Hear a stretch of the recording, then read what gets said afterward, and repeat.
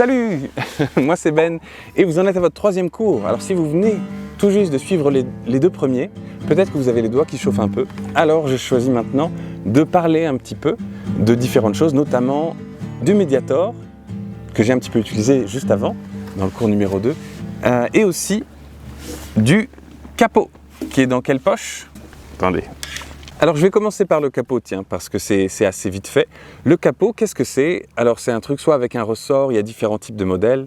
On peut même s'en fabriquer un avec un élastique et un crayon, mais en gros c'est quelque chose qu'on va aller placer le long des cases comme ça, des mêmes cases, et qui va pincer le manche. Et c'est comme si quelqu'un mettait le doigt là tout le temps.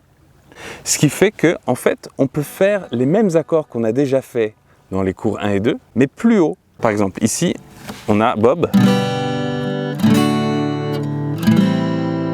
Et maintenant, je vais mettre un capot sur la deuxième case, parce que c'était un peu bas pour moi. Knock, knock, knocking on heaven's door. Et maintenant, je vais faire les mêmes formes d'accords, en imaginant que ça, c'est mon 0. C'était ici la fret 0.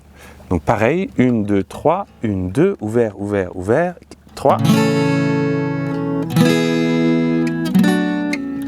Knock, knock, knocking on... Ah, c'est encore un peu bas pour moi. Je vais monter encore de 3 cases.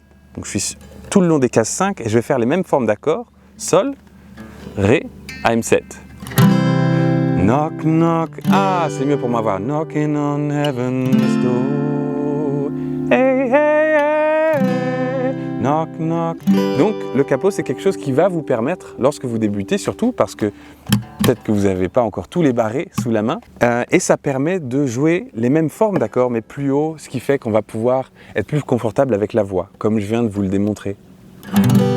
Par exemple, l'original de WhatsApp, qui était dans le tout premier cours. Hey, hey, hey. Ah, c'est ça. Hey, yeah, yeah. I'm set. Hey, yeah, yeah. L'original, elle n'est pas exactement là. L'original, pour utiliser les mêmes accords, il faudrait mettre le capot sur la 2 et jouer les mêmes formes, parce qu'elle est en La. Hey, hey, yeah, yeah. Hey, yeah, yeah. Vous voyez, c'est la même forme d'accords qu'on a déjà apprises. Alors, ça me permet de pouvoir jouer et d'accompagner l'original, avec le clip et tout, sur YouTube, de cette chanson, sans avoir eu besoin d'apprendre d'autres formes d'accords, comme le La, Si bémol, BM, et de jouer un Ré ici. Voilà l'utilité du capot, c'est vachement pratique d'en avoir un. Souvent on le laisse ici. Paf! Alors maintenant on va parler du Mediator. Alors le Mediator, c'est ce qui va aller frapper ou percuter ou pincer les cordes à la place de vos doigts. Ça permet d'avoir un son plus clair, plus fort, et ça permet de ne pas se faire mal aux doigts, déjà. Parce que c'est dur quand même ces cordes. Alors comment le tenir? Des fois, on peut avoir le Mediator et se dire, bon bah je le prends comme ça, tac.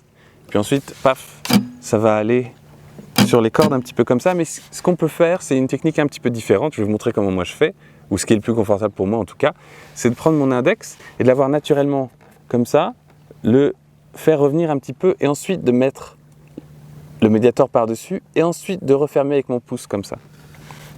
Et ça me permet d'avoir un geste souple, ample et qui soit toujours un peu face aux cordes.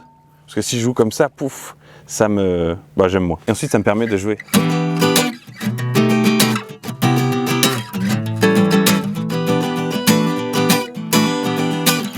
Ça peut être pratique de ne pas forcément ouvrir la main, de ne pas jouer comme ça, parce que sinon on se prend les doigts dedans, donc de fermer un petit peu la main, pas avec beaucoup de tension, mais juste de fermer naturellement la main pour pouvoir jouer comme ça. Mais c'est pas interdit de se servir des doigts quand on a un Mediator.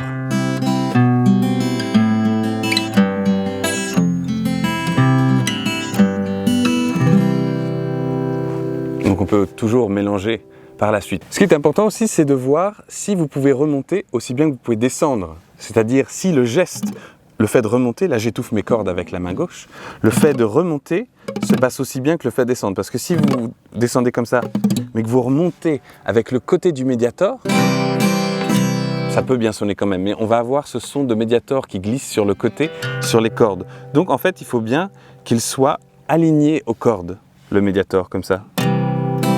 Sans le tenir comme ça, évidemment. Et comme ça, on peut descendre et remonter avec autant d'aise. Voilà, c'est la fin de cet interlude qui est le cours numéro 3. Maintenant, on va repasser aux accords et au rythme. Maintenant, on a tout pour